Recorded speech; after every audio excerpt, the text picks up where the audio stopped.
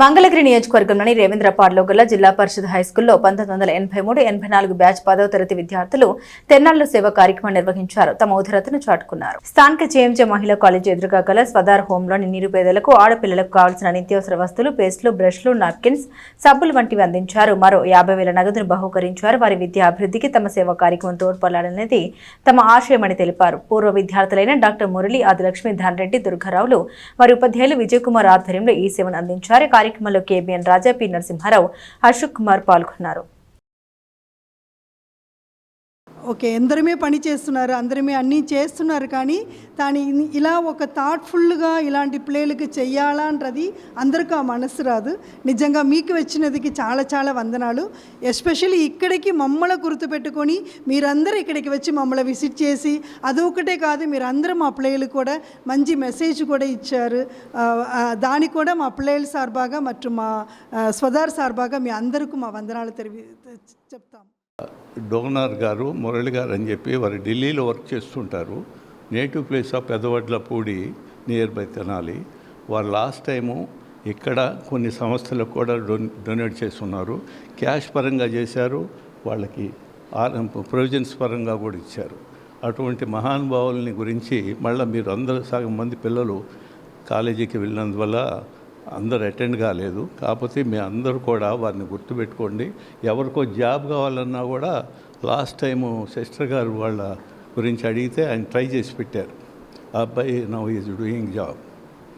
అందుకని ఆ కార్యక్రమాన్ని మురళి గారు ఈ కార్యక్రమాన్ని ఆర్గనైజ్ చేశారు. ఆయనే చీఫ్ డోనర్ ఈరోజు కార్యక్రమానికి. కాబట్టి మీరు అందరూ కూడా గుర్తుపెట్టుకొని ఇట్లాంటి వ్యక్తులు వచ్చినప్పుడు వాళ్ళని యొక్క ఫోన్ నెంబర్లు మీ దగ్గర పెట్టుకొని ఎప్పుడెప్పుడు మెసేజ్ చేస్తూ సంక్షిప్త అంటే వాట్సాప్ మెసేజ్ల ద్వారా మీ ప్రాబ్లమ్స్ ఉన్నా కూడా వారికి తెలియజేయచ్చు. రేంద్రపాడు జిల్లా పరిషత్ స్కూల్లో మేము చదువుకున్నాం. మా మాస్టర్ గారు మా ఊరు కూడా పెదవడ్లపూడి, ఫ్రెండ్స్ కూడా నియర్ బై చిలువూరు, రేంద్రపాడు, మెల్లంపూడి అలా ఉంటుంది. సో ఈరోజు ఏంటంటే అనుకోకుండా ఇక్కడ రావడం జరిగింది.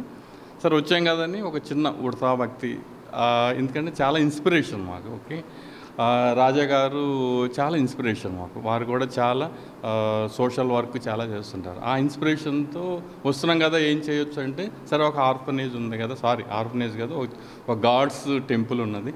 ఓకే, అక్కడికి వెళ్దామన్నారు. సో అలానే అనుకున్నాం. వచ్చే ఉత్త చేతులతో రాకూడదు కదని కొన్ని వాళ్ళ తినే బండారాలు, అలాగనే కొన్ని డైలీ నీడ్స్ కూడా తీసుకురావడం జరిగింది.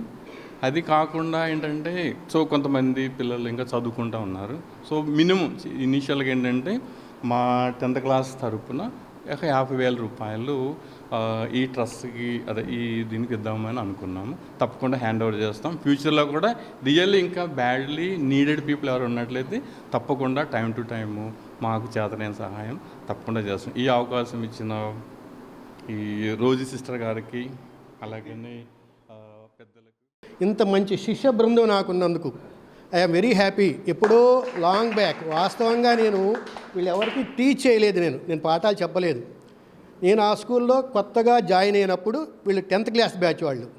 అయినా కూడా నన్ను గురువుగా భావించి ఎంతో ఆప్యాయతతో, అనురాగంతో ఈ గెట్ టుగెదర్ పార్టీలకి గత 3 సంవత్సరాల నుంచి నన్ను కూడా ఆహ్వానించి ఎంతో ప్రేమానురాగాలతో నేను అభిమానంగా చూసుకుంటున్నారు.